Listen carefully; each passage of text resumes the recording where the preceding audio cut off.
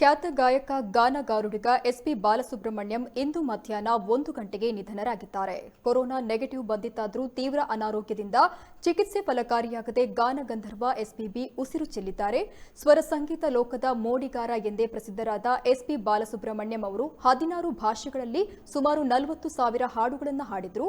6 ಬಾರಿ ರಾಷ್ಟ್ರೀಯ ಪ್ರಶಸ್ತಿ ಪಡೆದಿದ್ರು.